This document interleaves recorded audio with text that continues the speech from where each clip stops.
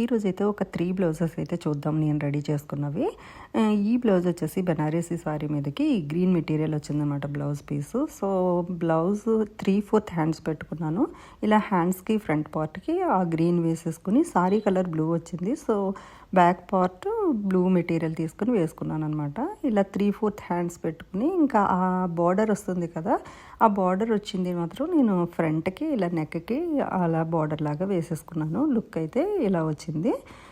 ఈ second blouse వచ్చేసి organza sorry మీదకి బనారస్ బ్లౌజ్ వచ్చిందనమాట. మెటీరియల్ కొంచెం థిక్ ఉంది. సో నేను ఏం చేశాను అంటే హ్యాండ్స్కి బ్యాక్ కూడా ఇలా ఆర్గంజా మెటీరియల్ తోటే చిన్న చిన్న ప్రిల్స్ లాగా పోసుకొని బ్యాక్ నెక్కి అలా ఇచ్చేసుకున్నాను. ఆర్గంజా సారీ కొంచెం ట్రాన్స్పరెంట్గా ఉంటుంది కదా, సో నేను ఇంకా హై నెక్ అయితే బాగుంటుంది అని చెప్పి ఫ్రంట్ హై పెట్టుకున్నాను అనమాట. ఇలాగా డిఫరెంట్గా ఉంటుంది అని. ఈ థర్డ్ బ్లౌజ్ వచ్చేసి మా హస్బెండ్ కుర్తా అనమాట. అది యూజ్ చేయట్లేదు అని చెప్పి నేనైతే బ్లౌజ్ కింద అయితే చేసేసుకున్నాను.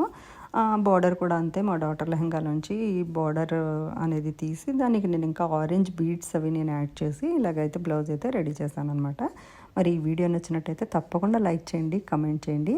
ఇంకా ఇలాంటి మరిన్ని వీడియోస్ కోసం ఫాలో ఫర్ మోర్.